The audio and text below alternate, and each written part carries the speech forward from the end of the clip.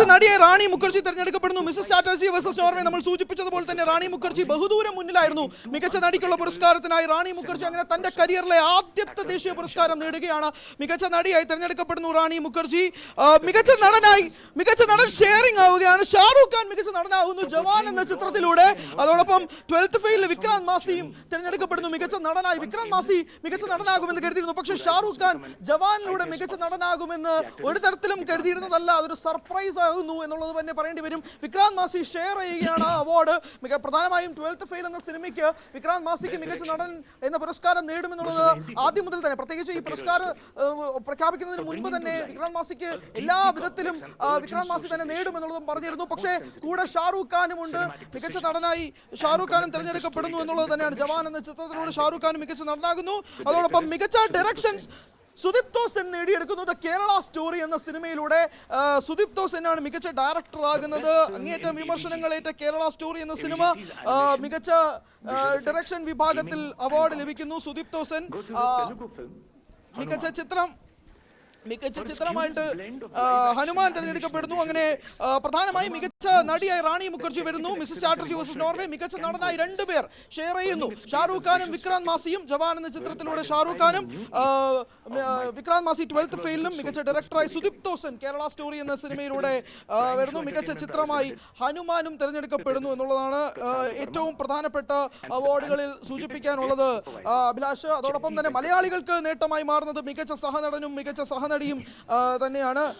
Best film in animation visual effects ആണ് ഹനുമാൻ എന്ന ചിത്രത്തിൽ നേടുന്നത്. തെലുഗു ചിത്രമാണ്, പ്രശാന്ത് വർമ്മയുടെ സിനിമയാണ്. ആ സിനിമ റിലീസ് സമയത്ത് തന്നെ വളരെയധികം ചർച്ചാ വിഷയമായിരുന്ന സിനിമയും കൂടിയാണ് ഹനുമാൻ. അങ്ങനെ ആ ചിത്രം തന്നെയാണ് മികച്ച സിനിമ ആനിമേഷൻ വിഷ്വൽ എഫക്ട്സ് വിഭാഗത്തിൽ വരുന്നത്. മികച്ച വിഷ്വൽ എഫക്ട്സ് തന്നെയാണെന്ന് പ്രേക്ഷകരും ആ സിനിമ കണ്ടതിനു ശേഷം അഭിപ്രായപ്പെട്ടിരുന്നു. അതിന് തക്കതായ അവാർഡ് കിട്ടുന്നു.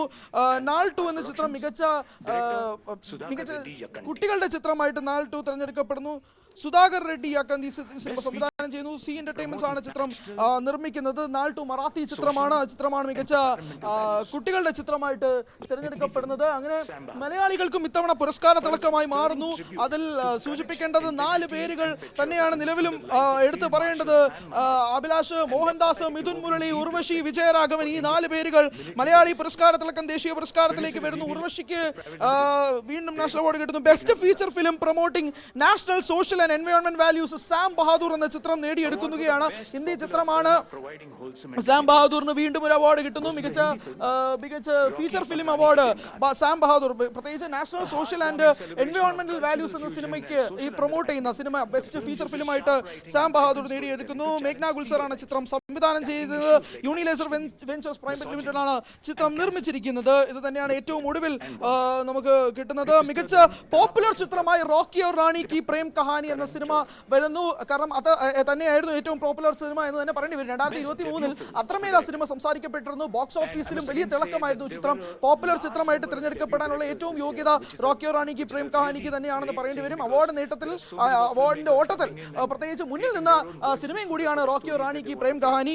രൺവീർ സിംഗും ആലിയ ഭട്ടും പ്രധാന വേഷത്തിലെത്തിയ കരൺ ജോഹറിന്റെ സംവിധാനത്തിൽ കരൺ ജോഹർ തന്നെ ധർമ്മ പ്രൊഡക്ഷൻസിന്റെ ബാനറിൽ നിർമ്മിച്ച ചിത്രം, ആ ചിത്രം തന്നെ മികച്ച പോപ്പുലർ സിനിമയായിട്ട് മാറുന്നു. പ്രൊവൈഡിംഗ് ഹോൾസം എന്റർടൈൻമെന്റ്, മികച്ച എന്റർടൈൻമെന്റ് സിനിമയായിട്ട് തന്നെ മാറുകയാണ് റോക്കി ഓർ റാണി കി പ്രേം കഹാനി. രൺവീർ സിംഗ് നായകനാകുന്നു. കരൺ ജോഹർ തന്നെ സംവിധാനം ചെയ്ത് നിർമ്മിക്കുകയും ചെയ്ത ചിത്രം. ആലിയ ഭട്ട് പ്രധാന വേഷത്തിൽ നായികയായി എത്തിയ ചിത്രം.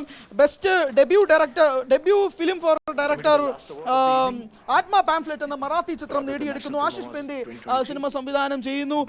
പക്ഷേ അഭിലാഷ്, ഏറ്റവും പറയേണ്ട കാര്യം, ഉർവശി വീണ്ടും ഒരിടവേളയ്ക്ക് ശേഷം തിരികെ മലയാള സിനിമയിലേക്ക് എത്തിയ ഉർവശി നേടിയെടുക്കുന്നത് ദേശീയ പുരസ്കാരമാണ്. മികച്ച സഹനടി എന്ന പുരസ്കാരം നേടിയെടുക്കുകയാണ് ഉർവശി. അതായത് മലയാള സിനിമയിൽ നിന്നും ബ്രേക്ക് എടുത്തപ്പോൾ പോലും പ്രേക്ഷകർ ആവശ്യപ്പെട്ട് വീണ്ടും മലയാള സിനിമയിലേക്ക് തിരികെ എത്തിച്ച ഉർവശി നേടിയെടുക്കുന്നത് ദേശീയ പുരസ്കാരമാണ് അഭിലാഷ്. അതോടൊപ്പം തന്നെ വിജയരാഘവൻ പൂക്കാലം എന്ന സിനിമയിൽ ചെയ്ത ആ വേഷത്തിനും മറ്റ് കരങ്ങളിലേക്ക് ആ മികച്ച സഹനടൻ എന്ന തീർച്ചയായും അങ്ങനെ മലയാളി തിളക്കം ഒരിക്കൽ കൂടി ദേശീയ ചലച്ചിത്ര പുരസ്കാരത്തിന്റെ പ്രഖ്യാപനം പുറത്തു വരുമ്പോൾ 2023 ദേശീയ ചലച്ചിത്ര പുരസ്കാരങ്ങൾ പ്രഖ്യാപിക്കുമ്പോൾ ഒരിക്കൽ കൂടി അതിന്റെ നെറുകയിലേക്ക് മലയാളം എത്തുന്നു എന്നുള്ളതാണ് എടുത്തു പറയേണ്ടത്. നേരത്തെ ഹരികൃഷ്ണൻ സൂചിപ്പിച്ചതുപോലെ ഉർവശിയുടെ അഭിനയ മികവിന് മികച്ച സഹനടിക്കുള്ള പുരസ്കാരം പങ്കിടുമ്പോൾ ഉർവശി വലിയൊരു ഇടവേളയ്ക്ക് ശേഷം മലയാള സിനിമയിൽ വീണ്ടും തിരികെ എത്തിയാണ് ഈ ദേശീയ പുരസ്കാരം കൈയെത്തിപ്പിടിക്കുന്നത് എന്നുള്ളതാണ്. ഒപ്പം മികച്ച സഹനടനായി തെരഞ്ഞെടുക്കപ്പെടുന്ന വിജയരാഘവൻ, ഒരുപക്ഷെ തൻ്റെ കരിയറിൽ അധികമൊന്നും പുരസ്കാര നേട്ടങ്ങൾ ലഭിച്ചിട്ടില്ലാത്ത എന്നാൽ മികവുറ്റ നിരവധി കഥാപാത്രങ്ങളെ അവതരിപ്പിച്ചിട്ടുള്ള വിജയരാഘവന്റെ അടയാളപ്പെടുത്തിയ ക്യാരക്ടർ എന്ന് തന്നെ പറയാം പൂക്കാലത്തിലെ വൃദ്ധവേഷം എന്നുള്ളത്. അത് അദ്ദേഹത്തിന് ലഭിക്കുന്ന അംഗീകാരമായി മാറുന്നു എന്നത് തന്നെയാണ്. ഒപ്പം 2018 മലയാളികളേറെ ചർച്ച ചെയ്ത കേരളത്തെ ഒന്നടങ്കം ദുഃഖത്തിലാഴ്ത്തിയ പ്രളയത്തിൻ്റെ റീമേക്കിംഗ് എന്ന് തന്നെ പറയാവുന്ന ചിത്രം, അത് എങ്ങനെയാണ് ഇത്രമേൽ ചിത്രം പെർഫെക്ഷനോടുകൂടി അവതരിപ്പിക്കാൻ സാധിച്ചത് എന്നത് സാധാരണക്കാരായ പ്രേക്ഷകരെ പോലും അത്ഭുതപ്പെടുത്തിയ ചിത്രമായിരുന്നു. അങ്ങനെ 2018 പൂക്കാലം ഉൾപ്പെടെയുള്ള ചിത്രങ്ങൾ ദേശീയ പുരസ്കാര നിറവിലേക്ക് എത്തുകയും ചെയ്യുന്നു. ഹരി, തീർച്ചയായും ഈ പുരസ്കാരങ്ങൾ പ്രഖ്യാപിക്കുമ്പോൾ മലയാളത്തിന് അഭിമാനിക്കാവുന്ന നേട്ടങ്ങളാണല്ലോ. അച്ഛൻ്റെ അമ്മ എന്ന സിനിമയിൽ മികച്ച സഹനടിയായിട്ട് തന്നെ വന്നതാണ്. വീണ്ടും ദേശീയ പുരസ്കാരം നേടുന്നതും ഒരു സഹനടി തന്നെയാണ്. ഉള്ളൊഴുക്കുന്ന ചിത്രത്തിലൂടെ ഉർവശി നേടിയെടുക്കുമ്പോൾ, പക്ഷേ അഭിലാഷ്, ഉർവശിയുടെ സിനിമാ കരിയർ തന്നെ നമ്മൾ സംസാരിക്കാൻ തുടങ്ങുകയാണെങ്കിൽ മലയാളത്തിൽ ഇതുപോലൊരു നടിയുണ്ടോ എന്ന ചോദ്യം. പക്ഷേ അതിനുശേഷം സിനിമയിൽ നിന്നും മാറി നിൽക്കുന്നു. വീണ്ടും ഒരു വരവ് അറിയിക്കുകയായിരുന്നു ഉർവശി. അതും ശക്തമായ രീതിയിൽ തന്നെ ഉർവശി നേട്ടം കൈകാര്യം ചെയ്തിരിക്കുന്നു. ഇപ്പോൾ ദേശീയ പുരസ്കാരത്തിൽ വരെ എത്തി നിൽക്കുന്നു ഉർവശിയുടെ നേട്ടം. വിജയരാഘവൻ ആയിക്കോട്ടെ, പലപ്പോഴായി പല കഥാപാത്രങ്ങൾക്കും ഇതുപോലെ അവാർഡ് കയ്യെത്തും ദൂരത്ത് എത്തിയെടുത്ത് നിന്നുകൊണ്ടാണ് 2023 പൂക്കാലം എന്ന സിനിമയിലൂടെ വിജയരാഘവൻ ഇപ്പോൾ ദേശീയ പുരസ്കാരം ലഭിച്ചിരിക്കുന്നത്. അർഹമായ കൈകളിൽ, അഭിലാഷ്, അല്ലാതെ വേറൊന്നും പറയാനില്ല. അർഹമായ കൈകളിലേക്ക് തന്നെ ഈ പുരസ്കാരം എത്തി നിൽക്കുന്നു എന്നത് പറയേണ്ടി വരും. പക്ഷേ സത്യം പറയുകയാണെങ്കിൽ ഞെട്ടിച്ചത് മികച്ച നടന് ഷാറൂഖ് ഖാനും കൂടി ജോയിൻ ചെയ്തതാണ്. കാരണം ഒരു തരത്തിലുമുള്ള റിപ്പോർട്ടുകളിൽ പോലും ഷാറൂഖ് ഖാൻ ഈ മത്സരത്തിന്റെ മുൻപന്തിയിൽ ഉണ്ടായിരുന്നു എന്നുള്ള കാര്യത്തിൽ അറിയില്ല. കാരണം ജവാൻ എന്നൊരു സിനിമ നമ്മൾ സംസാരിക്കുമ്പോൾ പോലും അത് ഒരു എന്റർടൈൻമെന്റ് സിനിമ, പക്ഷേ ഷാറൂഖ് ഖാൻ മികച്ച നടൻ എന്ന നേട്ടത്തിലേക്ക് ഒരുപക്ഷെ ഷാറൂഖ് ഖാൻ ആരാധകർ പോലും ചിന്തിച്ച് കാണില്ല എന്നുള്ളത് പറയേണ്ടി വരും. വിക്രാന്ത് മാസിയോടൊപ്പം ഷെയർ ചെയ്യുന്നു ഷാറൂഖ് ഖാൻ. അതോടൊപ്പം തന്നെ റാണി മുഖർജിക്ക് തന്റെ ഏകദേശം 25 വർഷത്തോളം നീണ്ടു നിൽക്കുന്ന തന്റെ സിനിമാ ജീവിതത്തിൽ ആദ്യമായ ഒരു ദേശീയ പുരസ്കാരം എത്തി നിൽക്കുന്നു. മിസസ് ചാറ്റർജി വേഴ്സസ് നോർവേ എന്ന അതിഗംഭീര സിനിമയിലൂടെ അതിഗംഭീര പ്രകടനത്തിലൂടെ എത്തുന്ന കൈകളിലേക്ക് അർഹിച്ച കൈകളിലേക്ക് തന്നെ എത്തുന്നു എന്നുള്ളത് തന്നെ പറയേണ്ടി വരും. പക്ഷേ മികച്ച സംവിധായകനായി സുദീപ്തോ സെൻ തിരഞ്ഞെടുക്കപ്പെടുന്നു. ദ കേരള സ്റ്റോറി എന്ന സിനിമയിലൂടെ ഏറ്റവും അതാണ് പറയേണ്ടത്. മികച്ച ഫീച്ചർ ഫിലിമായിട്ട് തിരഞ്ഞെടുക്കപ്പെടുന്നത് 12th ഫെയിൽ എന്ന സിനിമയാണ്. കാരണം വിദ്യാർത്ഥികൾക്ക് ഉൾപ്പെടെ അല്ലെങ്കിൽ സമൂഹത്തിൽ ഉൾപ്പെടെ 12th ഫെയിൽ എന്ന സിനിമ ഉണ്ടാക്കിയ ഏറ്റവും പ്രധാനപ്പെട്ട കാര്യം, അവർക്കുണ്ടാക്കിയൊരു മോട്ടിവേഷൻ. വിധു വിനോദ് ചോപ്രയാണ് സിനിമ സംവിധാനം ചെയ്തിരിക്കുന്നത്.